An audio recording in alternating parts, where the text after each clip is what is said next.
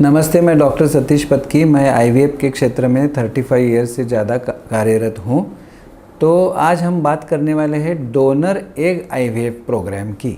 Donor egg IVF programme यानी कि test tube baby का ही ये प्रकार है, लेकिन रेगुलर टेस्ट ट्यूब बेबी में हम वाइफ की एग्स लेते हैं, हस्बैंड के स्पर्म लेके एम्ब्रियो बना के ट्रांसफ़र करते हैं। लेकिन इसमें जो हम कर रहे हैं डोनर एग लेने वाले हैं, क्योंकि पेशेंट के एग्स अच्छे नहीं है। तो इंडिकेशंस क्या है इसके लिए?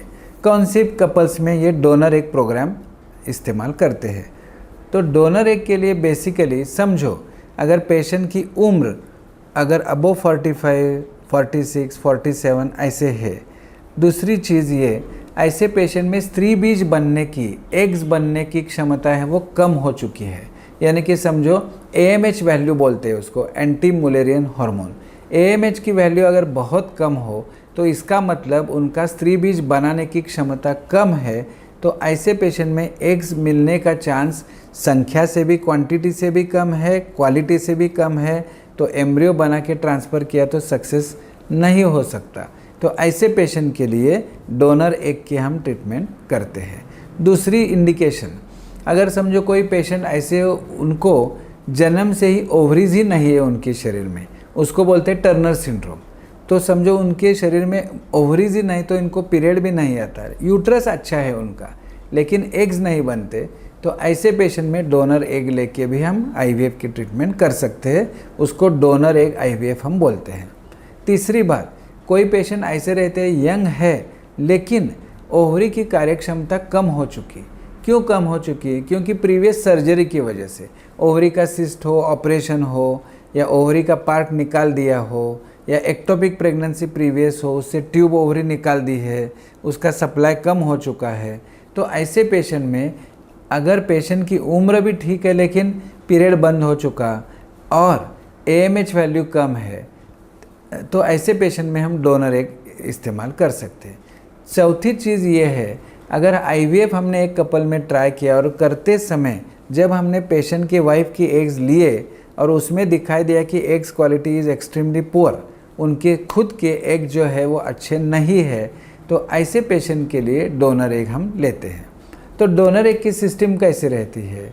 जैसे डोनर स्पर्म की सिस्टम है उसी प्रकार डोनर एग बैंक रहती है।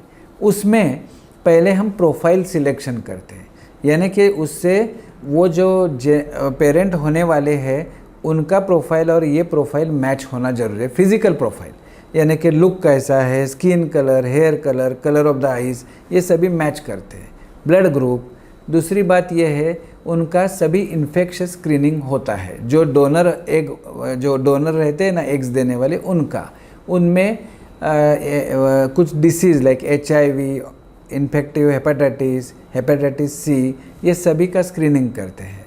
तीसरी बात, उनका कैरियोटाइप करके वो क्रोमोसोम से भी अच्छे हैं ना, जेनेटिक कुछ दोष नहीं ना, ये देखते हैं।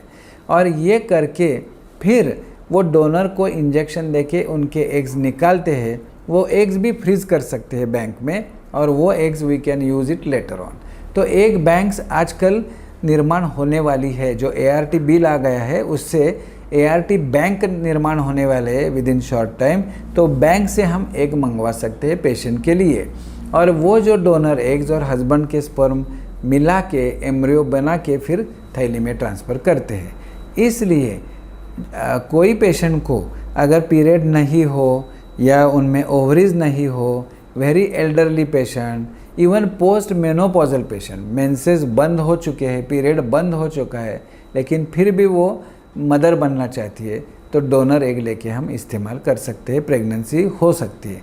डोनर एग लेके आईवीएफ किया तो एक साइकिल में हम एम्ब्रियो बनाते हैं, और जब हम ट्रांसफ़र करना चाहते हैं रिसिपिएंट में यानी कि पेशेंट में, तब उसको दवा देके उसका यूट्रस हम बनाते हैं अच्छी तरह से, और ये जो एम्ब्रियो बनाए हैं वो हम उसके थैली में ट्रांसफ़र करते हैं। This is the procedure. इसमें सक्सेस रेट भी बहुत अच्छा है। इसका सक्सेस रेट 60 to 70% तक भी बढ़ सकता है, क्योंकि पेशेंट का यूट्रस अच्छा है। उनमें सिर्फ डेफिशिएंसी है वो एग की, वो एग हमने बैंक से ली और फिर एम्ब्रियो बनाया, तो सक्सेस रेट अच्छा हो सकता है। तो मैं तो बोलूँगा कि एग डोनेशन इज़ एक्चुअली वरदान है वो। वो इनफर्टाइल पेशेंट को जिनमें नेचुरल प्रेगनेंसी होना असंभव है, ऐसे पेशेंट में भी प्रेगनेंसी हो सकती है, उसके लिए अच्छी तरह से डोनर एक प्रोग्राम लगा दिया तो सक्सेस अच्छा आ जाता है।